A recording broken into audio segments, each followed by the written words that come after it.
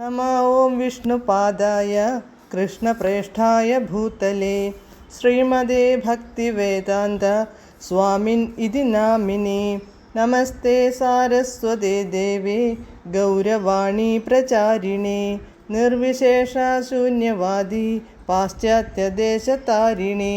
जय श्रीकृष्ण चैतन्य प्रभु नित्यानन्द श्री अद्वैत गदाधर श्रीवासादि गौरभक्तवृन्द। हरे कृष्ण कृष्ण कृष्ण हरे हरे, हरे राम राम राम हरे हरे। हरे कृष्ण कृष्ण कृष्ण हरे हरे, हरे राम राम राम हरे हरे। हरे कृष्ण कृष्ण कृष्ण हरे हरे, हरे राम राम हरे हरे. പരമദിവ്യോത്തമ പുരുഷനായ ശ്രീകൃഷ്ണ ഭഗവാന്റെ കഥകളാണ് ശ്രീകൃഷ്ണ എന്ന പുസ്തകത്തിലൂടെ പറയുന്നത്. ഓം നമോ ഭഗവതേ വാസുദേവായ, ഓം നമോ ഭഗവതേ വാസുദേവായ, ഓം നമോ ഭഗവതേ വാസുദേവായ. നാരായണം നമസ്കൃത്യ നരം ചൈവ നരോത്തമം ദേവീം സരസ്വതീം വ്യാസം തതോ ജയമുദീരയേത്.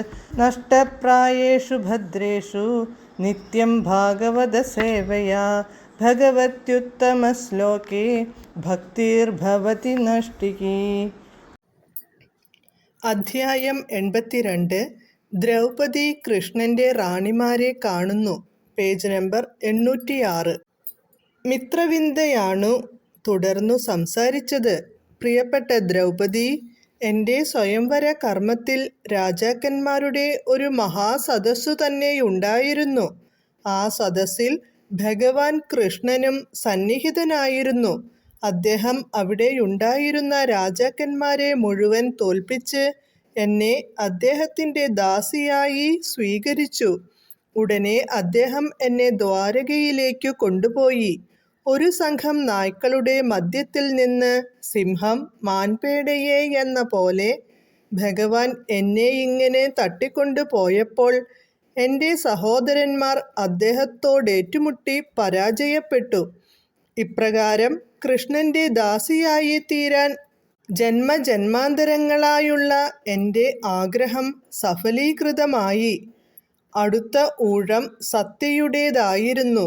അവൾ ദ്രൗപദിയോടു പറഞ്ഞു, പ്രിയപ്പെട്ട ദ്രൗപദി, എൻ്റെ പിതാവ് എൻ്റെ സ്വയംവരത്തിനായി ഒരു സമ്മേളനം വിളിച്ചുകൂട്ടി.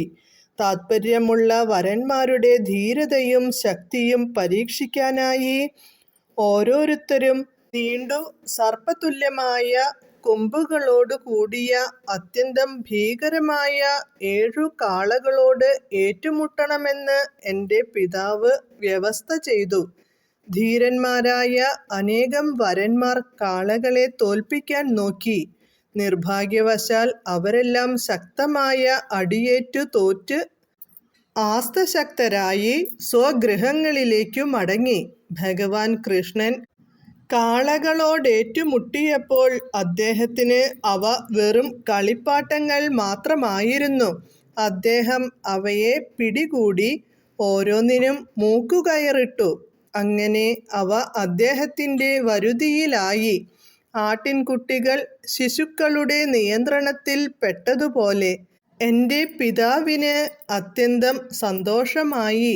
അനേകം സൈന്യ വിഭാഗങ്ങളും കുതിരകളും രഥങ്ങളും ആനകളും ഒപ്പം 100 കണക്കിന് ദാസികളെയും സ്ത്രീധനമായി നൽകി അത്യാഡംബരപൂർവം എന്നെ അദ്ദേഹത്തിനു വിവാഹം ചെയ്തു കൊടുത്തു.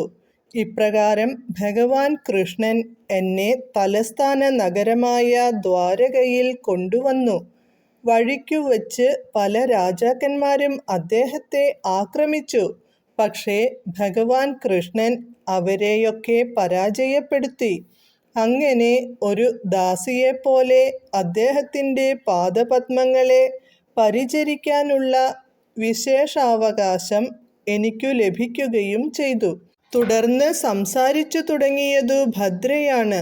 അവൾ പറഞ്ഞു, പ്രിയപ്പെട്ട ദ്രൗപദി, ഭഗവാൻ കൃഷ്ണൻ എൻ്റെ മാതുലപുത്രനാണ്. ഭാഗ്യവശാൽ ഞാൻ അദ്ദേഹത്തിൻ്റെ പാദാരവിന്ദങ്ങളിൽ ആകൃഷ്ടയായി. എൻ്റെ വികാരങ്ങൾ മനസ്സിലാക്കിയ പിതാവ് വിവാഹത്തിനു വേണ്ട ഒരുക്കങ്ങൾ ചെയ്തു.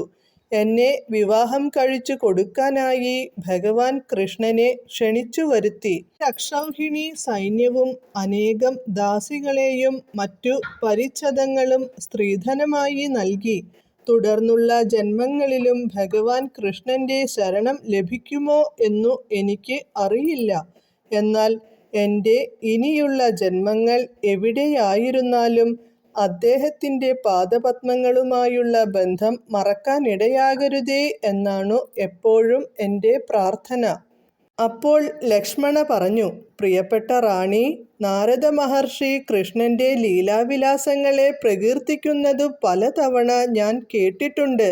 സൗഭാഗ്യദേവതയായ ലക്ഷ്മിയും കൃഷ്ണന്റെ പാദാരവിന്ദങ്ങളിൽ ആകൃഷ്ടയായിരുന്നുവെന്നു നാരദനിൽ നിന്നു കേട്ടപ്പോൾ ഞാൻ അദ്ദേഹത്തിൻ്റെ പാദപത്മങ്ങളിലേക്ക് ആകർഷിക്കപ്പെട്ടു. അതിനുശേഷം എപ്പോഴും ഞാൻ അദ്ദേഹത്തെക്കുറിച്ചാണു ചിന്തിച്ചിരുന്നത്. അങ്ങനെ അദ്ദേഹത്തിലേക്കു എനിക്കുള്ള ആകർഷണം വർദ്ധിച്ചു. പ്രിയപ്പെട്ട റാണി, എൻ്റെ പിതാവിന് എന്നോടു വലിയ വാത്സല്യമായിരുന്നു. ഞാൻ കൃഷ്ണനിൽ ആകൃഷ്ടയാണെന്നറിഞ്ഞപ്പോൾ അദ്ദേഹം ഒരു പദ്ധതി ആസൂത്രണം ചെയ്തു. അവിടുത്തെ പിതാവ് ആസൂത്രണം ചെയ്ത പോലുള്ള ഒരു പദ്ധതിയായിരുന്നു എൻ്റെ പിതാവിൻ്റേതും. സ്വയംവര സമയത്ത് തൽപരരായ വരന്മാർ അമ്പെയ്തു ഒരു മത്സ്യത്തിൻ്റെ കണ്ണു തുളയ്ക്കണം. നിങ്ങളുടെ സ്വയംവരത്തിൽ വ്യക്തമായി കാണാവുന്ന വിധം മച്ചിൽ നിന്നു നേരെ തൂങ്ങിക്കിടക്കുകയായിരുന്നു മത്സ്യം. എൻ്റെ സ്വയംവരത്തിൽ മത്സ്യത്തെ ഒരു വസ്ത്രം കൊണ്ട് മൂടിയിരുന്നതിനാൽ ഒരു കുടം വെള്ളത്തിൽ അതിൻ്റെ പ്രതിബിംബം മാത്രമേ കാണാൻ കഴിഞ്ഞിരുന്നുള്ളൂ. നിങ്ങളുടെയും എൻ്റെയും സ്വയംവരങ്ങളിൽ മത്സരത്തിൻ്റെ രീതിയിൽ ഇങ്ങനെയൊരു വ്യത്യാസമുണ്ടായിരുന്നു എന്നു മാത്രം. അതായിരുന്നു എൻ്റെ സ്വയംവരത്തിൻ്റെ സവിശേഷ സ്വഭാവം. ഹരേ കൃഷ്ണ.